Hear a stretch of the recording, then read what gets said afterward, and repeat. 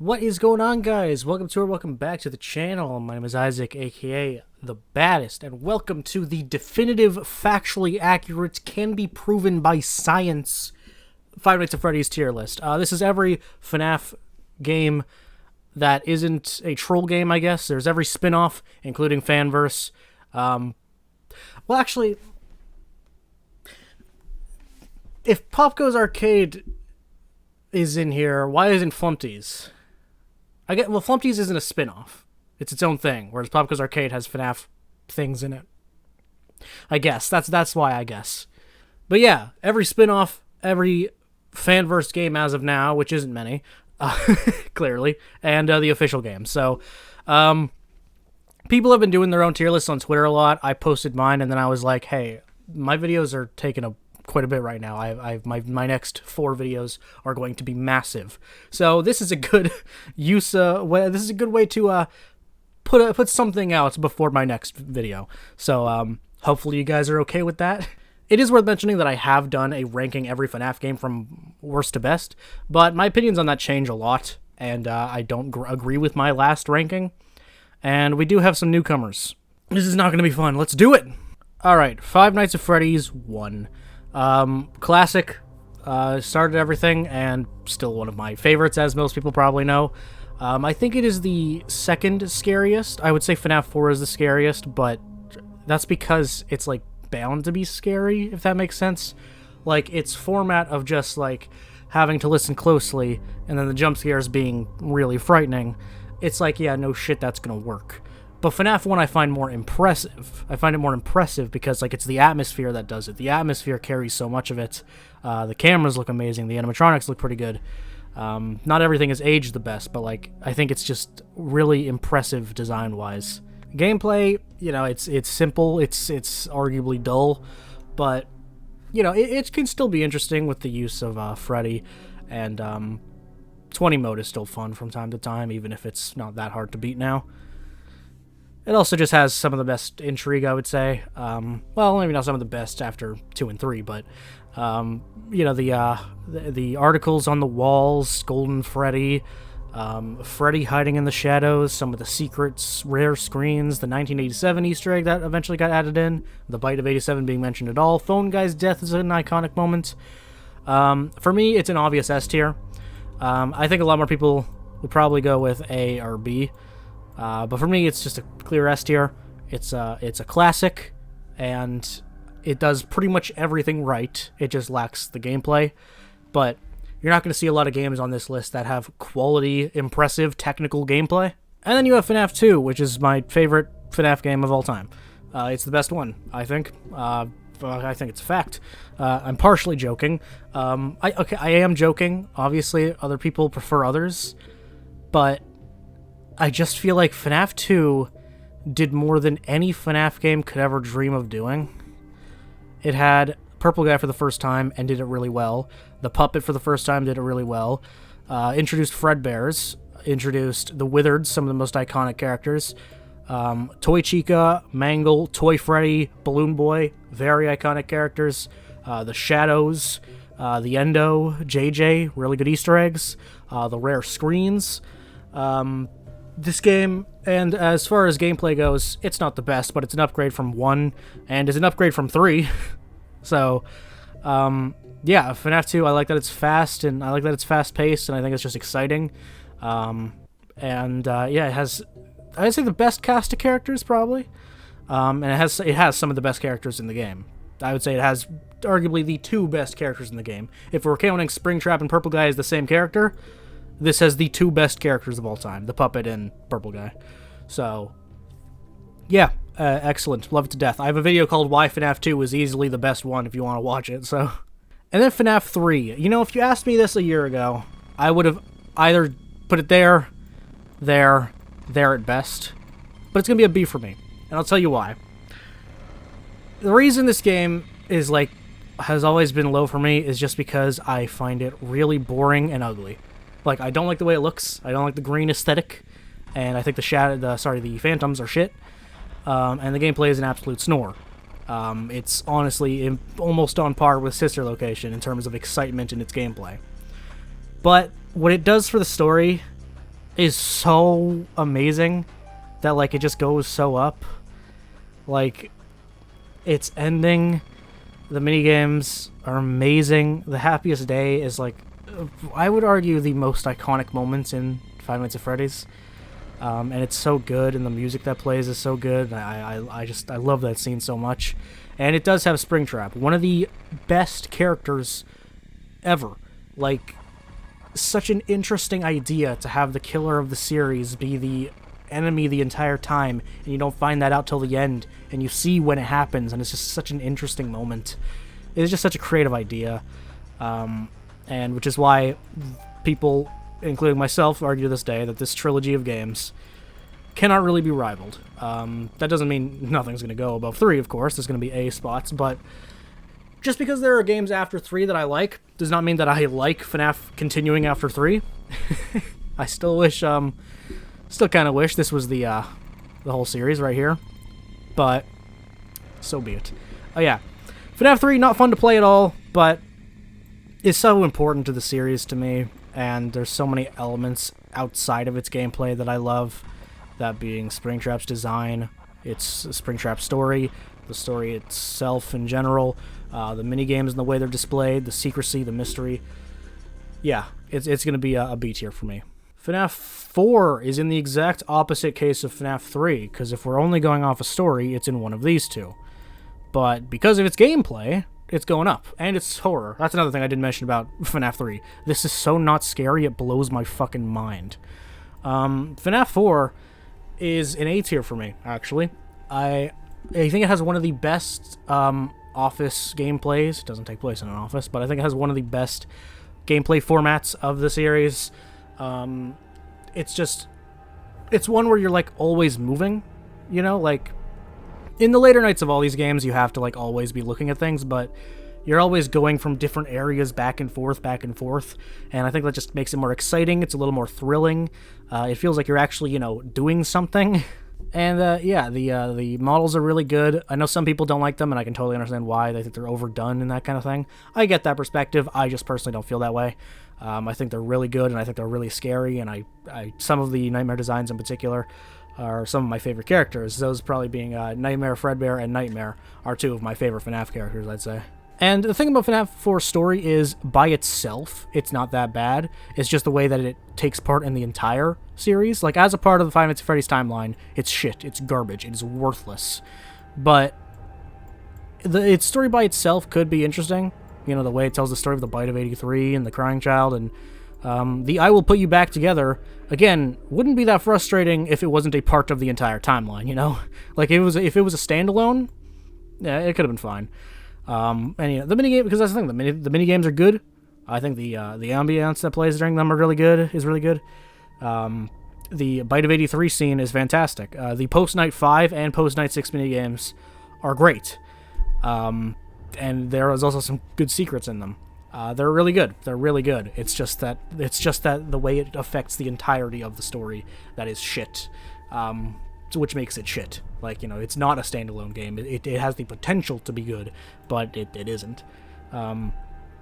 However, scariest game, some of the best gameplay, and not the worst story in the series. So we give it a pass. Now, let's sip on some tea real quick. FNAF World is a C tier for me. I like FNAF World. I don't love it. It's not gonna be anywhere. Not gonna be anywhere up here. But I love FNAF World. I think it is great. I think it's cute. It has a great OST. It's goofy as fuck, and I don't mind that. Here's what people need to understand about my perspective on Five Nights at Freddy's, is the main series should remain horror at all times. And I would say there's a way to make things silly in a way that's entertaining and a way that makes it too stupid. FNAF World is a spin-off, so I don't care that it's not scary, and it's entertaining. Like, it does everything really well, with its character designs, its presentation, its voice lines. They're stupid, but in the best way possible. By the way, I'm basing this off of, like, the latest version. If we're going off version 1, it's F. But, you know, it looks cute. It's pretty fun, even if the RPG mechanics aren't great, but it's pretty fun. And there's some great, like, side quests, and there's a lot of endings. Like, there's actually a surprising amount of detail in this. There's a lot of fucking endings. And, yeah, I just, yeah, I genuinely really like it. There's some good secrets in it, too.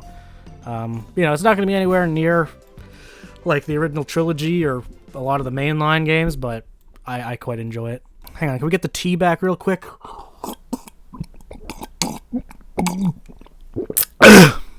Sister location, worse than FNAF World.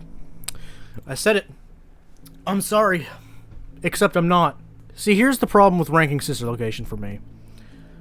Sister Location, including its custom night, is much higher than it is right now.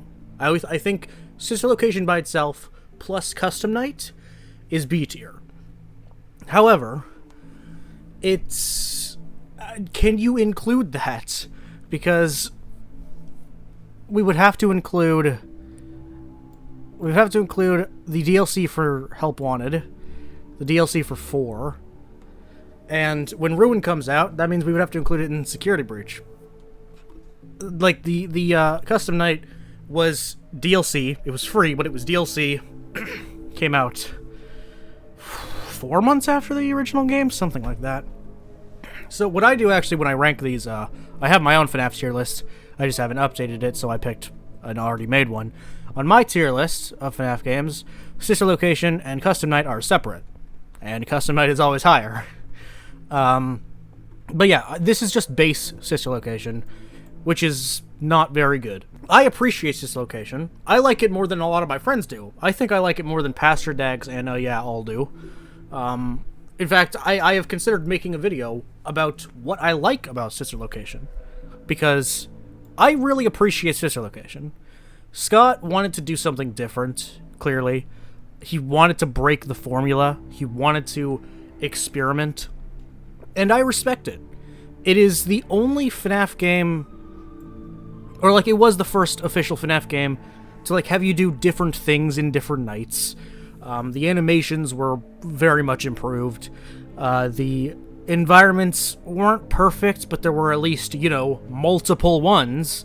You know, the gameplay is a snore. There is no replayability in Sister Location, and even playing it for the first time is only somewhat interesting at times. But it's different, and I really appreciate that in this series, because although I love the classic FNAF formula, and boy would I love it if they would go back to the classic FNAF formula, it was something different in the span of 2 years of the series' lifespan. It was the first thing to do something different besides FNAF World, but that was a spin-off. You know, I really appreciated this one. And, I would say at one point I would probably put it higher. But yeah, it is boring, and its story is...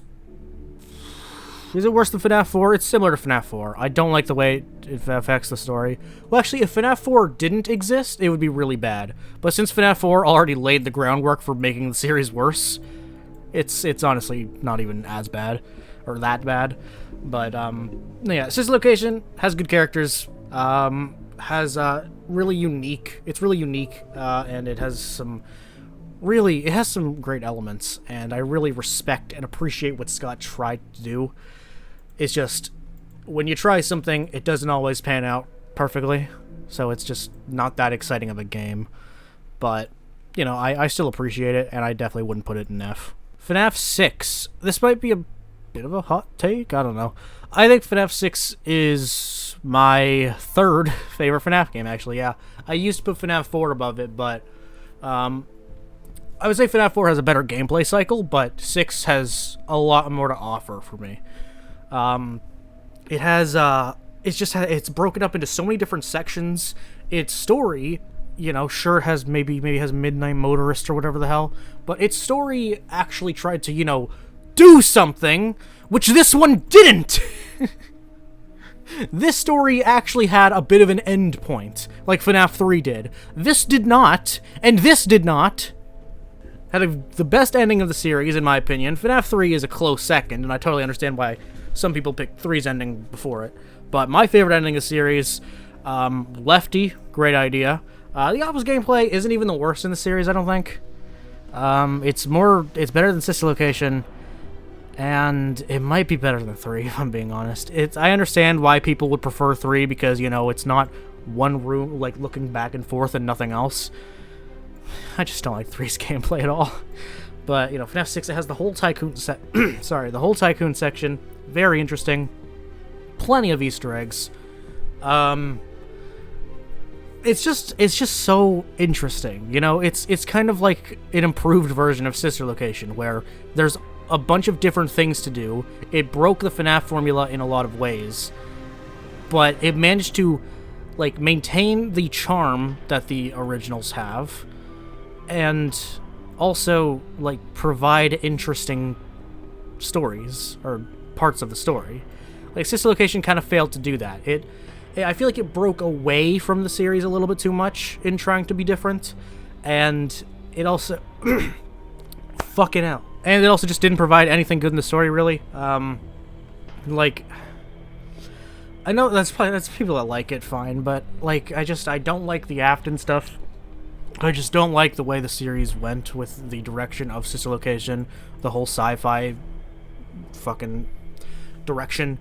But, you know, 6, you know, it answered some questions. Sure, it may have opened up some new ones and not done the best job in every way, but, you know, so be it. It did a lot for me. I think after 4 and Sister Location, even if I liked 4, it was just, like, really nice for me, because it felt like more of a continuation of the real series, you know? It felt like more of a real, like, conclusion. Like, this was the conclusion, and then there's these little pieces of shit in the middle, and then we got an actual conclusion. Even if this should have been the conclusion, we finally got a conclusion. Except we didn't, of course, but, you know, that's what it felt like, and that's why it's high for me. And as far as I'm concerned, these are the only canon FNAF... Well, in my head, these are the only canon FNAF games, but if we're not going to make that the only canon, these on screen, except for this, I guess, these are the only canon FNAF games. Well, I guess this one can also be canon, because it doesn't really fucking mean anything to me, personally. But I do like it. I like Ultimate Custom Night quite a bit. I just think it's really fun. There's so much you can do. It's really well made. Obviously, it's lacking, like, the animation thing and the jump scares and that kind of stuff, but, you know, it's really impressive how many mechanics are in it and how they actually function. Like, the game is totally beatable. People have proven that by beating 50, 20, and even more than that by using packs or whatever the fuck. And it's really impressive that Scott was able to do that. It's insanely impressive how he was able to come up with the challenges and make the whole game work and make every character not necessarily important, I guess. Not every character is important, but the fact that he was able to assign all these characters a role and make the game function is just really cool to me. So the question then here is, FNAF 3 bad gameplay but good story, Ultimate Custom Night fun gameplay but not really much of a story at all. What's better? I'm gonna say Ultimate Custom Night, but it's pretty close, because Ultimate Custom Night is just so much more fun. There's way more replayability, arguably the most replayability of the series, and you know, 3's story does a lot for me, a lot to make it special, but you know, a lot of it is taken up by gameplay, because that's how games work. And it's just a bit of a snore for me to get through, and I don't have really any fun with it. This I have fun with. There's fun to be had. So I'm gonna put it a bit higher. Alright, this might be a hot take, I don't know. It's not going in either of these. I think most people will put it here, some will put it here. I mean, there's people that put it lower, but it's going here for me. It's only here for its gameplay, which is only okay. People overhyped this game so much. There's my fucking hot take. Why did people... I'm blown away by how much hype this got. I guess it's just because it was a VR game. Like, whoa, VR is cool. Yes, it is.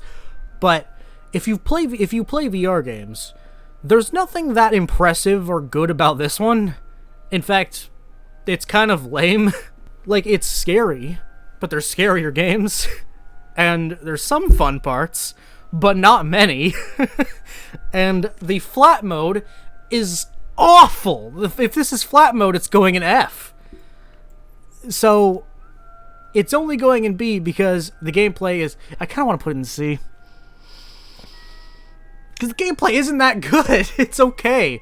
Like, 2 is, FNAF 1 is alright. 2, pretty bad. 3, really bad. The 4-esque ones, I can't remember what they're called, are alright. And then there's Parts and Service, which is pretty good. And, the end of it is pretty good. I think it has a great ending. But fucking hell, it has Glitch Trap, and the gameplay is so overhyped. I don't really get it, if I'm being honest. I guess it's just because these are all point-and-click, you know, indie games. And then they put it in VR with, like, 3D models and shit. So it was exciting. So, like, I guess it's more technically impressive, you could say. But it's not better. It isn't. It just isn't. Yeah, fuck you. Here's my hot take. Yeah, go fuck yourself. Yeah, there it goes. Fuck you. AR. It's AR. Who the fuck cares? I don't care about AR. AR games aren't that exciting to me. I respect the technology, I guess. And every FNAF YouTuber will tell you that we love this game for the fact that it provided high-quality models for us to use. But I don't care about the game. I don't give a fuck about AR games. And there's so much ugly shit in this game, and it just feels so worthless, and I don't care to ever touch it. Fuck it. Freddy in Space 2 is fun. That's about all there is to say. It's not that much worse than FNAF World, although I would say FNAF World is better. FNAF World is pretty damn fun, and has a lot more content. But this is a really solid platformer. Like, I enjoy the mechanics. It's simple, it's fun, it looks pretty alright. But if I'm being honest, I would replay FNAF World a million times before this. I think I'm going to put a high D. Although I would definitely say I have more fun with it than Sister Location. You know, putting them on a similar tier doesn't feel unfair. You know, these two aren't that far apart, but they're far apart enough for me to do this. Fury's Rage is boring. I just didn't like it.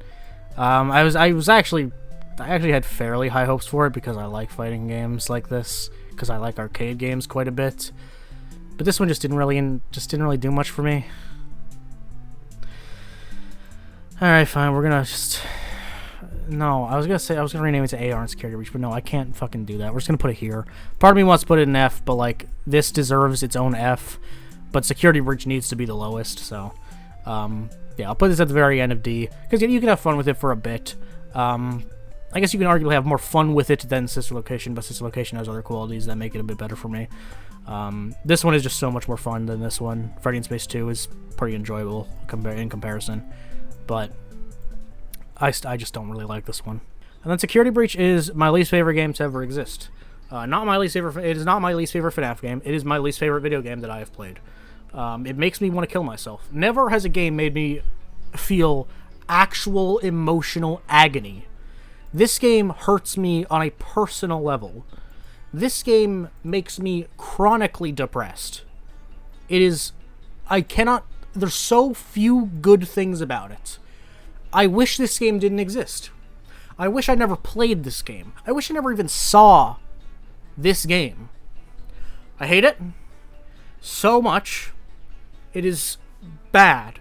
The lore is the worst of any FNAF game. The gameplay is a snore for a great majority of the time. All it has is the flashy animations, which are well done, but that does not save it from being a very shallow, empty game with the worst story you could have fucking had, and then just the many other small details that make it annoying. I'm not even including the bugs with that, because that made it pretty funny, which I could at least enjoy. The voice lines are shit. The size of the location is unnecessary. So many of the designs within the location are hideous. And there's so much shit that isn't in here. There's so much shit that isn't in the game. And they're still adding stuff, but that's because it's stuff that should have already been in the game. And sure, you can blame Sony if you want. It's Sony that made them release it by end of the year. Or I think it was by Christmas. But they failed in the planning stage. You can see that when you watch like the interviews with them. They fucked up the planning. There should have been more, and there should have been higher quality things. And I don't have a problem with Steelwool, really. They can do whatever the fuck they want. Scott can do whatever the fuck he wants. I'm sure everyone at Steelwool is great, and clearly there's plenty of talented people there. But that does not mean I like what they've made. So, sorry, not sorry. This game is shit. And then Pop Goes Arcade, which is going to be surprisingly high. It's either B or A for me. It has some of the best Easter eggs I've seen in any game. It was so fucking exciting, and it makes me so happy to just see and experience. And I wish I could experience it for the first time again. The gameplay is pretty fun. It gets a bit boring in the Dead Forest at times because it takes a while, and there's only the two, options until you get the abilities. But when you get those abilities, it is like perfect. It is so fun. It is so interesting. It's so thrilling. The fucking OST, my god, it's good. And the pixel art is very good, and so many good character designs done by Turntail and Ellie, Stupid Butterfly. I love Ellie. If you're watching this, you're great. And Kane, you're also great. And Emil, you're great. And Turntail, you're great. And Garrett, you're great. I like everyone on that team. Alright. I was going to specifically say Ellie just because I've spoken to them, and I think they're really cool. But I've also spoken to Kane, and he's really cool. And everyone else I know of is also very cool. That honestly does give me a bit of a bias towards Pop Goes Arcade. It's just everyone that worked on this game is so fucking cool. And they're all such good people.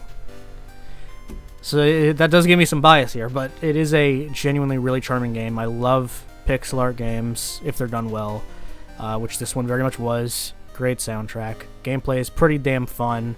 Easter eggs are perfect, and it sets up the hype for Evergreen very, very well. Did you guys know that Pop Goes Arcade is available on Steam for only $4.99 USD? You can click the link in the description. I'm lying. You can't. It's not there. But you can go to Steam and look it up yourself. You lazy fuck. I was going to actually make a point there, but then I realized I could say that. But no. For its value, it has a lot for its price. Like sure, the other FNAF games... I'll just leave this here for now. The other FNAF games technically have a good amount of playtime, because if you're playing it for the first time without, looking at the games in YouTube videos or something, you'll die plenty of times. But say you beat them without deaths, there's a little over an hour, maybe, of gameplay. This has several hours. There is a lot of content in this for basically the same price, except for the free ones. But it's really good. It's going to go bottom A for me. I love Pop Goes Arcade. Had a lot of fun with it. Really good game. And that is the FNAF tier list. If you disagree with it, you're wrong.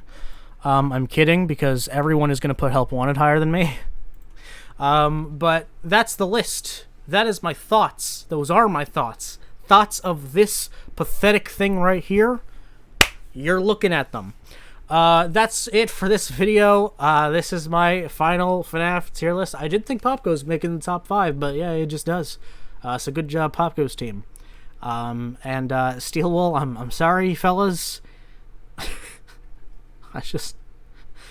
It's just how it is, man. I'm sorry. Anyway, thank you guys for watching this video. I hope you guys had a good time. If you did, check out some of my other videos, because I think they're pretty dope and much more well-made than this one. So, yeah, go do that. Thank you for watching. I'll see you guys next time. Also, follow me on Twitter, link in the description. Okay, bye-bye.